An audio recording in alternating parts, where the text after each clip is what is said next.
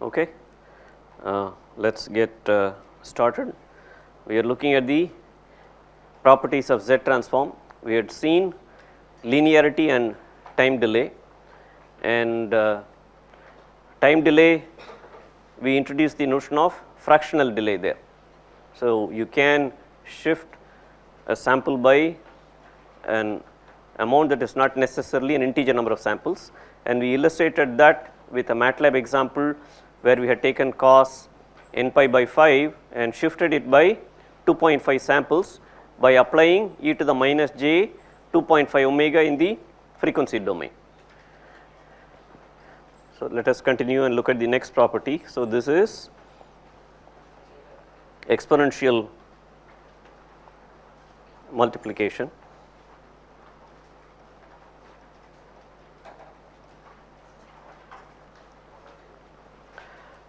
Suppose you had x of n with Z transform x of z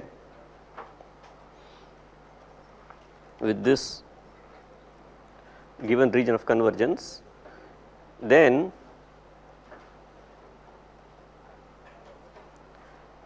gamma power n x of n has Z transform x of z by gamma, and the ROC gets modified to this.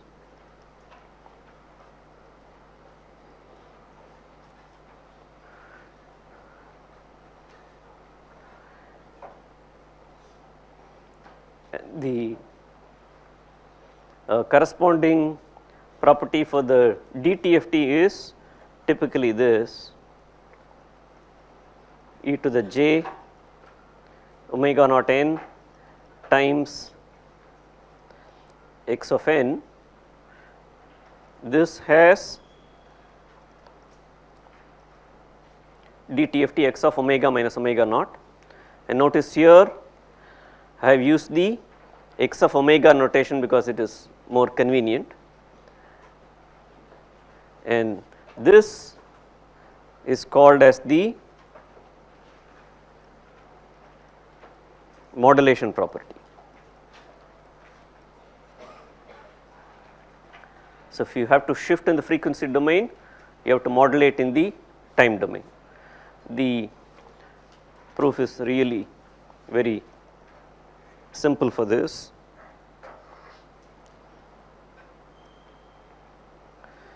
So, we are looking at the Z transform of y of n, which is nothing but gamma to the n x of n. Therefore, y of z is n going from minus infinity to plus infinity, gamma to the n x of n z to the minus n, and this is written as x of n, and this can be written as z by gamma to the minus n, and this is indeed x of z by gamma, and the ROC is really R1 less than wherever z is there, you now have z by gamma. Therefore, z by gamma has to be part of the region of convergence, and this is commonly written as gamma times R1 less than mod z less than R2. So, this proves the property there. And as a simple example,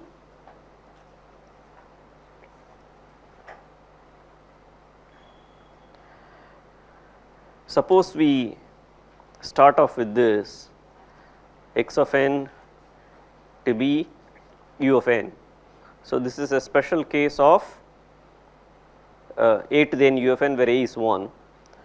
So, this Z transform is clearly 1 by 1 minus Z inverse with mod Z greater than 1.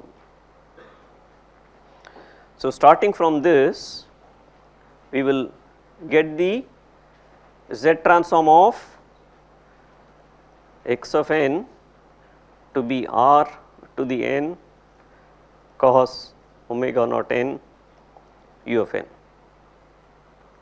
We will derive the transform of this.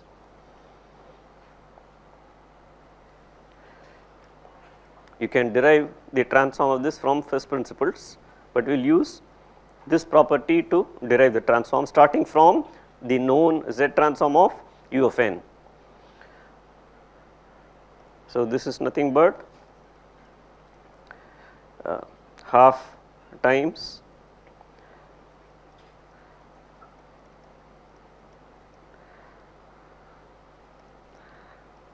r power n e to the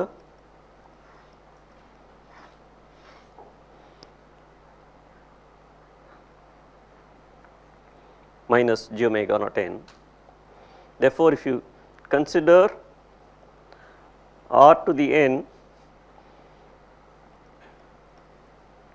e to the j omega naught n u of n. So, we will immediately apply the modulation property. So, here gamma is r e to the j omega naught. Therefore, this becomes 1 by 1 minus, wherever z is there you replace z by gamma. Therefore, this is z by r e to the j omega naught inverse, and you also have to take care of the ROC. So, this is now mod z by gamma has to be greater than 1, and this now becomes mod z greater than r, because gamma after all is r e to the j omega naught. If you take modulus, this thing disappears, and therefore, this becomes 1 by 1 minus r e to the j omega naught z inverse.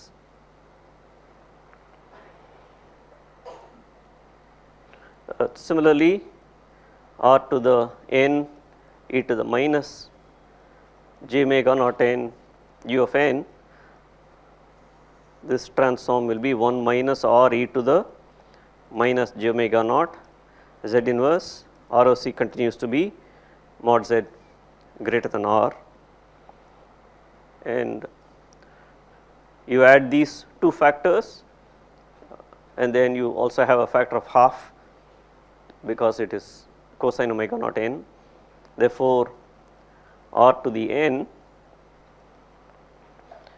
cosine omega naught n u of n, this z transform, if you take if you add these two factors up multiplied by half, you will get 1 minus cos omega naught z inverse divided by 1 minus 2r cos omega naught z inverse plus r squared z to the minus 2.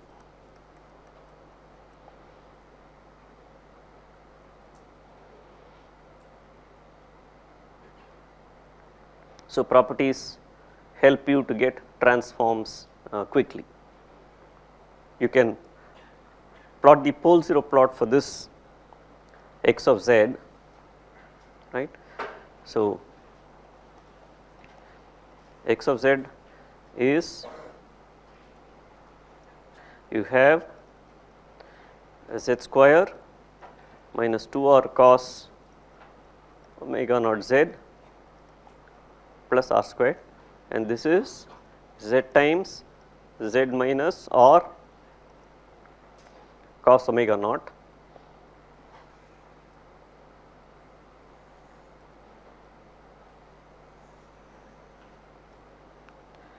So, there is a trivial 0, and there are two poles. Because we have simplified this, you need to find the roots of this, but really the factors are 1 minus r e to the j omega naught and 1 minus r e to the minus j omega naught z inverse. These are the two factors. Therefore, the poles are at r e to the j omega naught and r e to the minus j omega naught. These are where the poles are. Therefore, you have two complex conjugate poles at radius r. So, here I have chosen r to be less than 1, just for illustration. So, this is the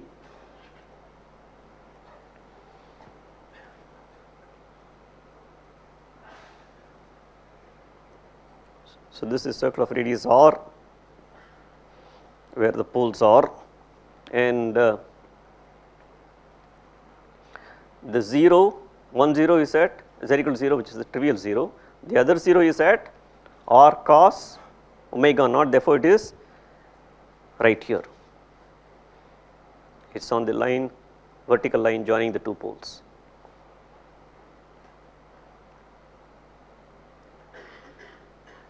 And if r were 1, these poles will lie on the unit circle.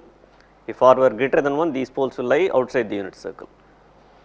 Here I have shown r to be less than 1.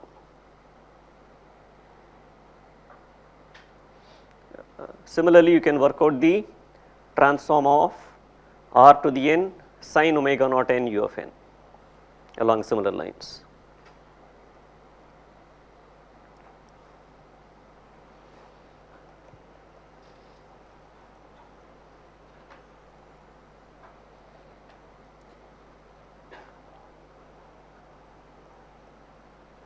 Suppose you had gamma to be minus 1,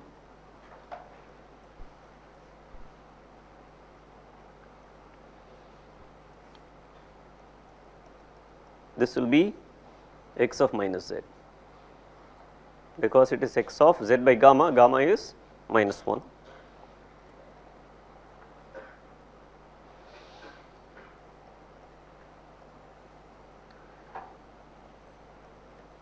The corresponding dTft is this is the same as e to the j pi n. If it is e to the j omega naught n, it is x of omega minus omega naught. Omega naught happens to be pi, therefore, this is this, and this is also the same as x of omega plus pi, because minus 1 to the n is e to the plus or minus j pi n.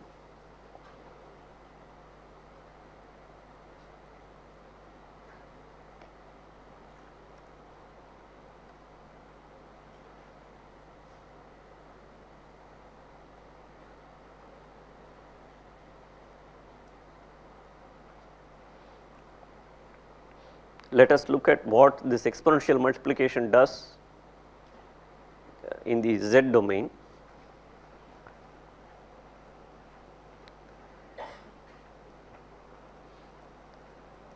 Suppose z naught is a 0 of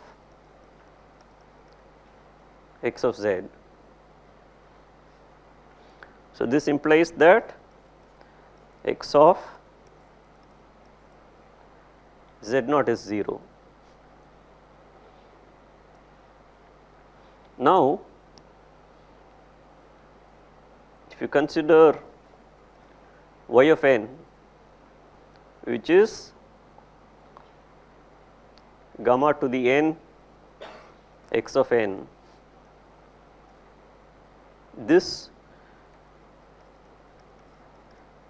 z transform is y of z. So, this is x of z by gamma, just repeating the property here. Now, what is y of gamma z? Y of gamma z is nothing but x of z. Wherever z is there, replace z by gamma z. So, this implies y of gamma z naught equals x of z naught, but x of z naught is 0. Therefore,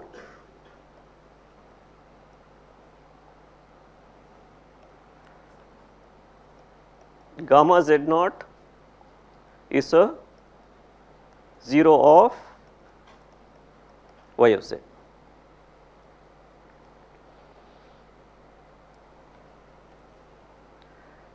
The implication of this is that, remember, gamma is in general a complex constant, z naught is a 0 in the complex plane. Therefore, gamma z naught means you are taking the original 0 z naught and scaling it by magnitude of gamma and rotating it by the angle of gamma.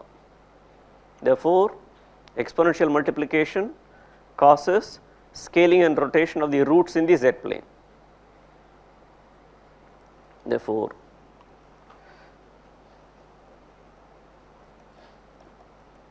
so geometrically this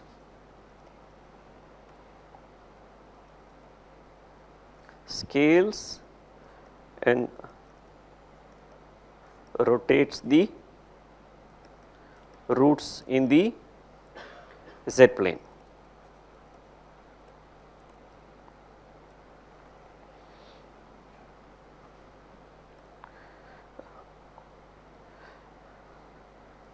Note that I had started off by illustrating this by showing that if z naught were a 0, the new 0 for the exponentially multiplied sequence is gamma z naught. So, this scaling and rotation is not just limited to the zeros, it is limited to both poles as well as zeros, because this is after all x of z is of the form p of z over q of z. So, this implies the transform of gamma to the n x of n is y of z, which is nothing but x of z by gamma. So, this in turn is p of z by gamma by q of z by gamma. So, this means that both poles and zeros get scaled and rotated.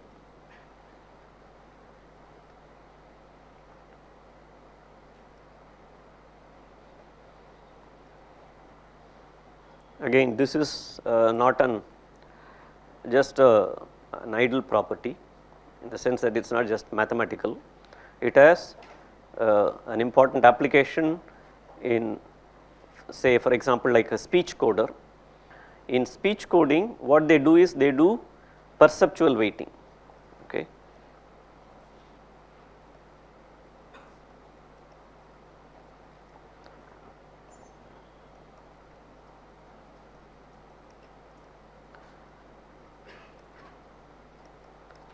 So, perceptual weighting is used, and the motivation for this is, after all, for coded speech, the final judge of what has been coded is your ear, and ear has some special properties. It has what is called masking. So, if you have one tone that is played, you will hear it. If there is another tone, by tone we mean a pure sinusoid, if that tone, the next tone that is played along with the first tone, say it is weaker, that is, it is smaller in amplitude, but if you adjust the frequency such that the weaker tone's frequency is close to the stronger tone, if it comes close enough, you will not hear the weaker tone. The weaker tone will be perceived only if it is reasonably away in frequency from the stronger tone, and this is what is called as the masking property of the ear. So, what they do is, when they quantize and when there is this error spectrum that is there, if you shape the error spectrum such that you put error energy more in frequencies where there is more energy in the signal itself. In those cases, the error will be masked. So, these perceptual weighting, these are very heavily used in your actual speech coders. So, when you are able to compress your music to much smaller values compared to the raw sampling that is used. If you say you sample it at 16 kilohertz, and even if you use 16 bits, or if you sample it at 44.1 and use 16 bits, that is a lot of samples and bits, and the file size will be very large. On the other hand, if you compress it using say MP3, you get significant reduction in file size, that is the storage, but you do not perceive too much of a difference. And this is because all these psychoacoustic properties are exploited, and the error spectrum is shaped so that the error is distributed in regions of the spectrum where you do not hear it. All right. So, in that context, this perceptual weighting is used, and in speech the vocal tract, which is the technical term for the mouth, and that is modeled as an all pole filter, and this all pole filter notationally is typically called as A of Z.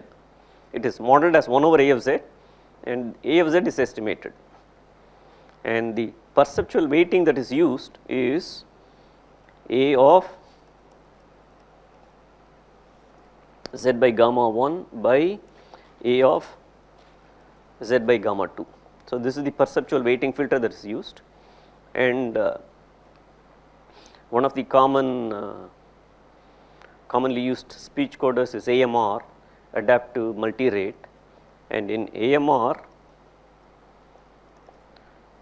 gamma 1 is 0.96, gamma 2 is 0.6.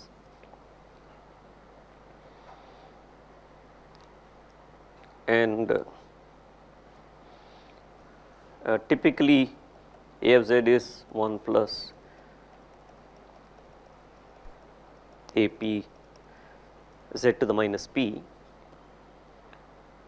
and these coefficients are estimated A1 through AP, and for the perceptual filter you will multiply this sequence. So, in the time domain this is nothing but 1, A1, A2 up to AP, and this time domain sequence is multiplied by gamma to the n, where gamma is 0.96 and 0.6 and so on. And using this perceptual weighting filter is created, and this is used to improve the quality of the speech coders. So, this property has very significant practical use in speech coding.